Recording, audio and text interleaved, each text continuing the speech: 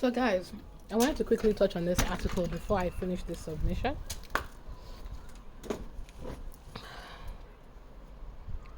I want to quickly touch on this article.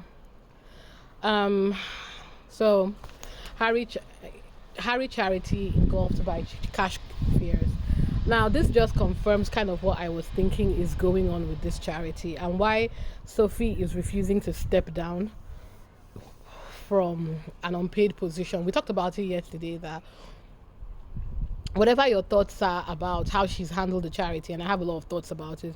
Whatever your thoughts are about the 600,000 that she gave the Lebec company, from what I've been made to understand, they only worked for 12 months. Actually, you paid them £600,000 for 12 months of work. Okay. Anyway, I'm very interested to get a bit more details about the cash fears, and I believe that these are coming from insiders, aka maybe members of the board, trustees who know the full tea of how this has gone down. So let's have a read. Financial worries and disagreements about fundraising helped inflame the row that engulfed the charity. Close insiders close to the former trustees told BBC. An acrimonious boardroom battle has seen. Okay, we've already been through this before. Okay, let's start from here. I'm going to start from what happened when they hired the consultants. Centebele said it had successfully hired consultants to find new US donors, and the one off money from Spare was incredibly useful but did not represent a long term funding plan. Was not expecting it to, was just 1.2 million. The claims and counterclaims over Centebele are set to be examined by the Charity Commission, which will have to decide whether to escalate the concerns to a full statutory inquiry. The watchdog is likely to hear financial concerns from former trustees who resigned earlier this month after the chair Sophie Chandauka refused to step down. It is devastating that the relationship between the charity's trustees and the chair of the board broke down beyond compare, creating an untenable situation, said a statement from the trustees leaving the charity. Among the likely claims are that 500,000 of Centebele's money was spent on consultants in a strategy to get donations from wealthy individuals and foundations in the US, but which sources close to the trustees said had not delivered results. Insiders say that if the US fundraising strategy had worked, this crisis running the charity might have been averted. Yes. Ms. Chandauka has widely used the title doctor for both Centebele charity and other business settings. This is a reference to an honorary award from Coventry University and is not an academic or medical qualification. Shade. A spokeswoman for Centebele told BBC that the word doctor was a matter of personal choice, lol, and there was no legal restriction preventing honorary degree recipients from using that title. Anyway, a Centebele spokeswoman rejected the claim that 500,000 had been spent on US consultants and defended its approach to seeking new funds for a charity. The charity told BBC that it had hired a US firm called Lebec. We've been through all this before, but let me say something here. That to build a new fundraising strategy. And by October 2024, a team of 6 consultants has set up 65 key relationships with potential donors who might help Centebele in the future. It is said that the 12-month deal with Lebec, a woman-led strategy firm, has successfully delivered links to high net worth individuals, family offices, corporations, foundations, and partner non-profits. Lebec provided the positioning strategy, the tools, the insights to enter the US market successfully and with credibility, said the Centebele spokeswoman. Okay, the shift to a large-scale US funding would appear to be different. Appear to be a different style of approach from Centebele's fundraising polo matches and celebrity events associated with Prince Harry. Prince Harry co-founder Prince Siso of Lesotho and trustees resigned from their roles as a result of our loss in trust and confidence in the chair of the board. They left the charity that was founded in 2006 to help young people living with AIDS. Okay. So the issues in their relationship became fraught last autumn. Interesting. The trustees' walkout followed Chandauka's refusal to step down as chair, and she then retaliated, because that's what this is, a retaliation. She accused Prince Harry of trying to oust her, and she said she raised her concerns with the Charity Commission with a whistleblower complaint about bullying, the harassment, and misogyny. You see how ridiculous this woman is. Ms. Chandauka argued that the controversy around Prince Harry leaving the UK had meant, okay, we've been through all this before, that him leaving the UK was a barrier to donors. And I'm not going to talk about that whole Meghan thing because Meghan has nothing to do with this. I'm not going to talk about the Netflix thing because we've been through it before. So this part is interesting. All you need to know is what had her comments about Meghan and her comments about Netflix. The sources who chose to give this comment from the trustees do not agree.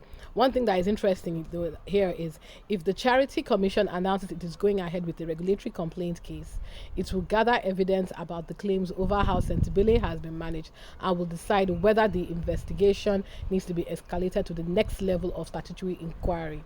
Ms. Chandauka has argued that the charity can continue without its founders and needs to change its focus to reflect the current needs of Southern Africa.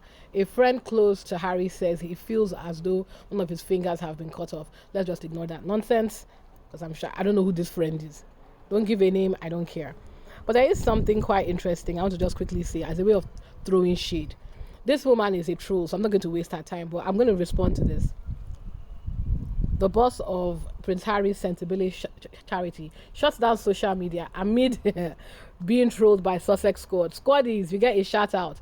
I didn't realize that we were trolls.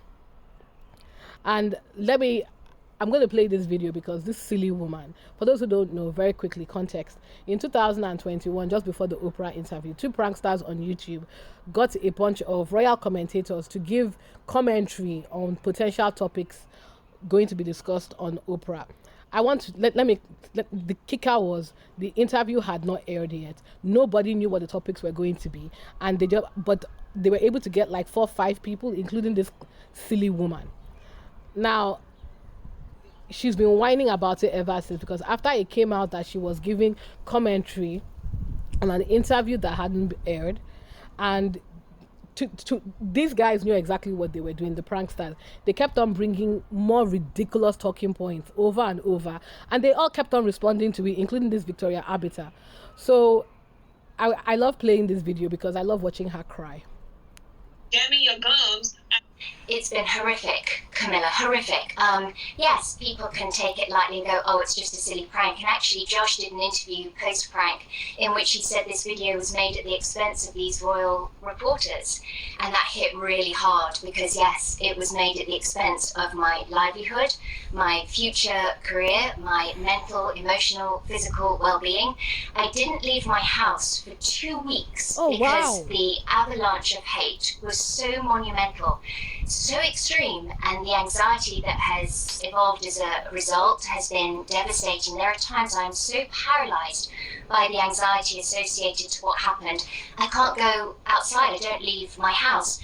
This is their life. They lived it too. This is their real life. And for somebody like Victoria Arbiter to say that, oh, they need to stop talking about the royal family and move on with their lives and blah, blah, blah, it is disingenuous because you're trying to shut people up.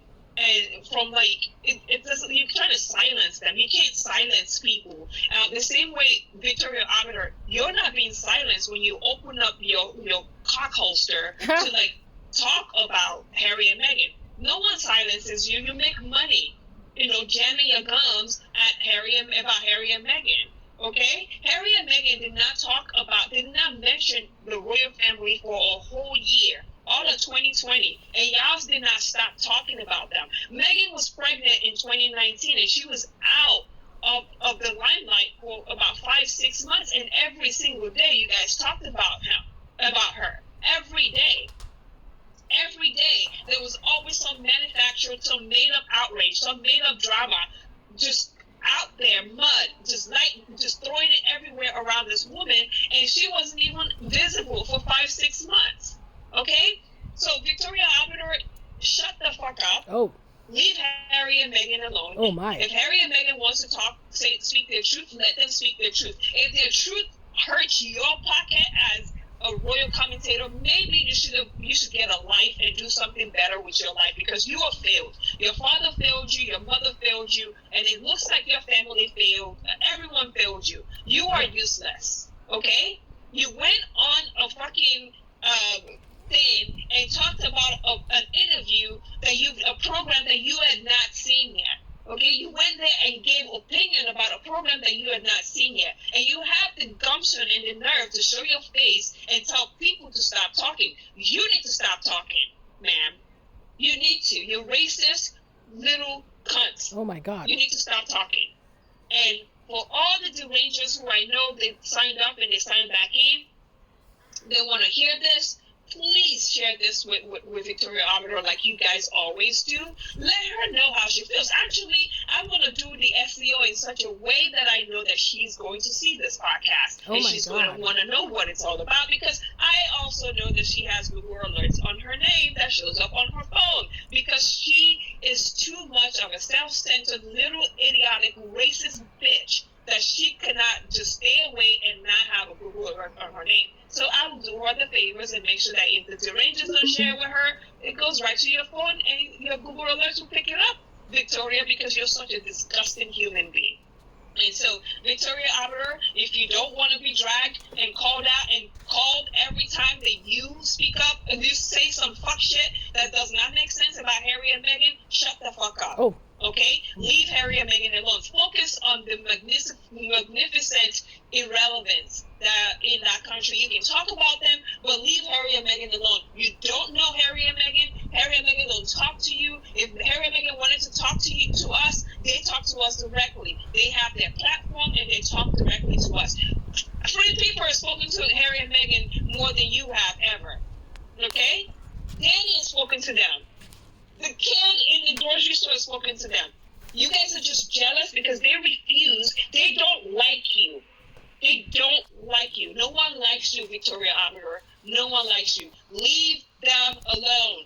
But the damage was done. I lost job. I haven't worked in the US since March 2021. But then again, Victoria, this is also CNN's fault. Why are CNN as bothered by this? They just caved into social media pressure. I mean, I had all this. I had all this when I wrote perfectly legitimate and true stories about Harry and Meghan. I had an absolute pile-on from the Sussex Squad.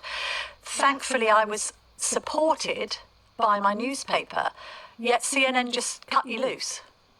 And they didn't investigate what happened. And that's the part that really hurt. I've been with CNN for 8 years, and CNN has its detractors, but I loved working there. It was an incredibly professional team. We didn't have to talk to a lot of the speculation. It was very fact-driven, fact-based, and I really appreciated the time I was there. And I had a good track record. I was there 8 years. I was well established there in terms of royal coverage, but I was a contributor. I wasn't a full-time employee, and the abuse was so extreme, and they were inundated by people demanding I be fired. Who cares this much? I mean, honestly. That was such a fraud. Well, I mean, there's really nothing else to say. Oh, let me just ignore her. It's been horrific, Camilla. Yeah, so there's really nothing more to say, right? Like, you, and this is, let me speak to Sophie Chandauka, because she's saying the Sussex Squad is harassing her. Sophie, you told lies. If you had just stepped down, waited for first of all, you should have stepped down. That was your first mistake, right? So I don't understand what you're whining about. You should have stepped down, love. You really should have. And I don't even know what to say. Good luck, Sophie.